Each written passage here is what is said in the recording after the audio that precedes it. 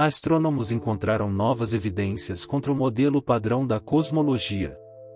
Eles descobriram uma teoria que poderia substituir a matéria escura e, em última análise, resolver um dos maiores mistérios da astronomia. A nova teoria é chamada de Aqual e implica que a matéria escura pode não existir de fato. Os pesquisadores ajustaram a gravidade newtoniana para se adequar às observações das curvas de rotação das galáxias. Além de corrigir um possível erro de 90 anos, seus resultados podem abrir novas perspectivas para a compreensão fundamental da própria gravidade. Mas o que aconteceu há 90 anos que mudou o curso da cosmologia? Por que os físicos estão desenvolvendo uma teoria alternativa da gravidade? E, o mais importante, como essa nova ideia pode nos levar a uma melhor compreensão do universo? A matéria escura é uma das entidades mais importantes no modelo padrão da cosmologia. É uma forma hipotética de matéria que se acredita constituir 27% do universo observável. O problema é que a matéria escura não interage com a radiação eletromagnética, tornando difícil detectá-la diretamente. Em vez disso, sua existência é inferida a partir de seus efeitos gravitacionais na matéria visível, na radiação e na estrutura em larga escala do universo. Mesmo o modelo padrão da física de partículas não contém nenhuma partícula elementar que represente a matéria escura. Embora os cientistas estejam bastante confiantes de que a matéria escura exista, eles ainda estão tentando entender suas propriedades e comportamento. Seu objetivo é desenvolver uma teoria definitiva que explique sua natureza. Para entender a teoria Aqual, é importante entender como a matéria escura entrou em cena. Foi em 1933, quando o astrônomo suíço Fritz Zwick percebeu que algo estava faltando no universo. Ele estudou aglomerados de galáxias e concluiu que a massa observada da matéria não estava contabilizando a massa total do aglomerado de galáxias com base no movimento das galáxias mantidas juntas pela força gravitacional. Ele descobriu essa discrepância no aglomerado coma. A análise de Vera Rubin das curvas de rotação de galáxias apoiou ainda mais o conceito de matéria escura. Uma curva de rotação de galáxia é um gráfico que traça as velocidades orbitais de estrelas visíveis ou gás na galáxia contra sua distância radial do centro. Em nosso sistema solar, a velocidade média de rotação dos planetas diminui à medida que sua distância média do Sol aumenta. No entanto, Rubin e seu colega Kent Ford descobriram que as estrelas nas galáxias não seguiam esse padrão. Em vez disso, observou-se que estrelas em galáxias giram em velocidades crescentes à medida que a distância do centro aumentava, ao contrário do que era esperado com base na distribuição da matéria visível. Isso indicava a presença de quantidades significativas de matéria invisível, que eles chamavam de matéria escura. Com o tempo, mais evidências a favor da matéria escura se acumularam. Na década de 1980, observações de lentes gravitacionais por aglomerados de galáxias apoiaram a presença de matéria escura. A lente gravitacional ocorre quando a atração gravitacional de um objeto massivo, como um aglomerado de galáxias, dobra e distorce a luz de objetos de fundo. Esse fenômeno só pode ser explicado pela presença de massa adicional, que é atribuída à matéria escura.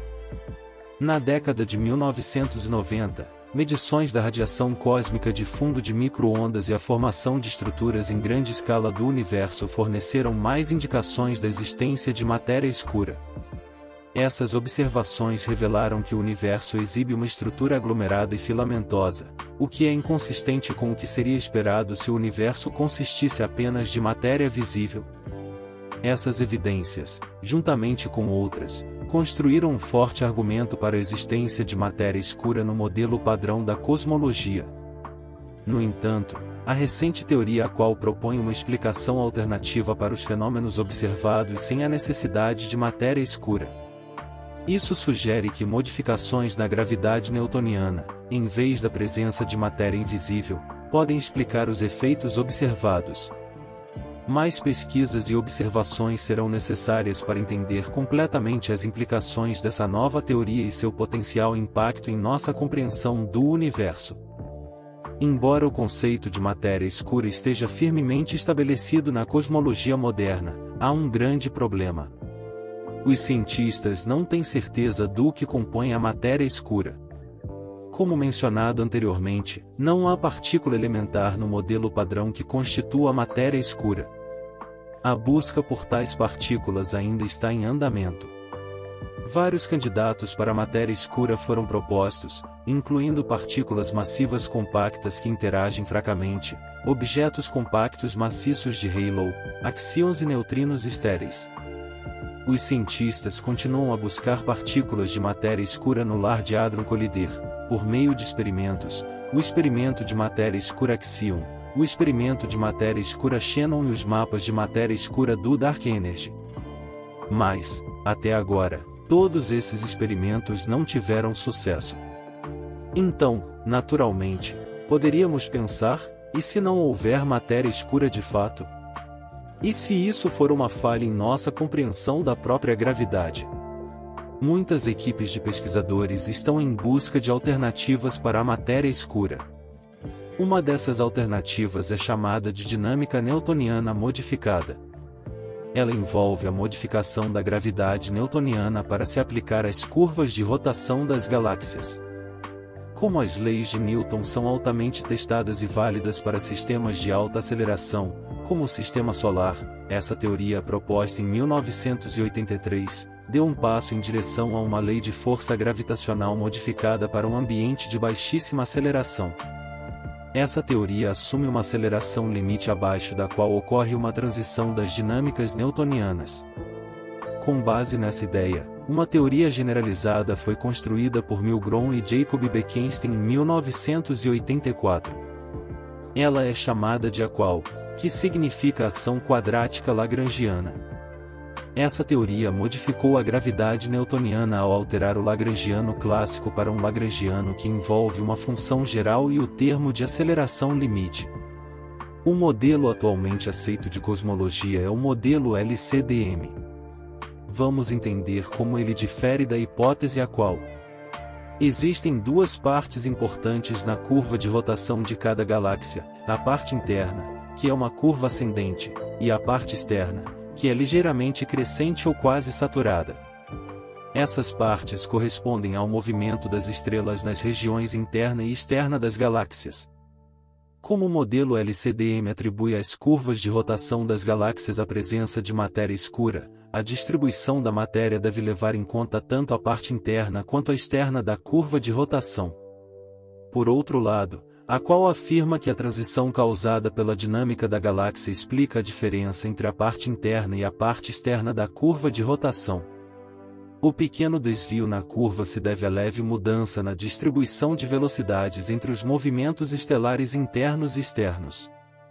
É assim que os modelos LCDM e AQUAL diferem. Agora, é aqui que o novo estudo de KH entra em cena. Ele se concentrou principalmente em como a gravidade modificada e a matéria escura explicam de maneira diferente as partes interna e externa das curvas de rotação. Ele estudou 152 galáxias observadas no banco de dados do SPARC. O objetivo dele era determinar as possibilidades teóricas de distinguir matéria escura e gravidade modificada.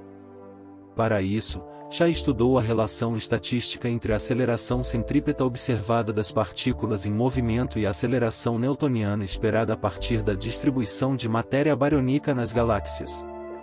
A matéria barônica corresponde a estrelas e poeira.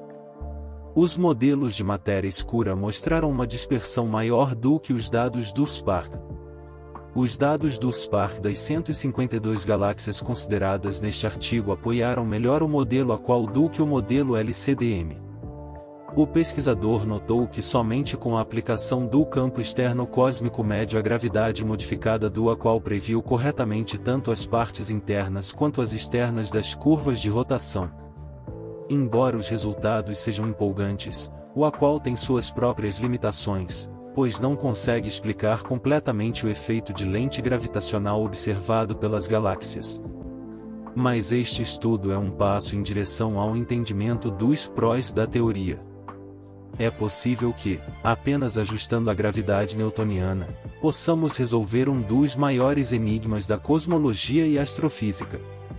Comente o que você achou disso tudo e não deixe de se inscrever em nosso canal para não perder nenhum vídeo futuro.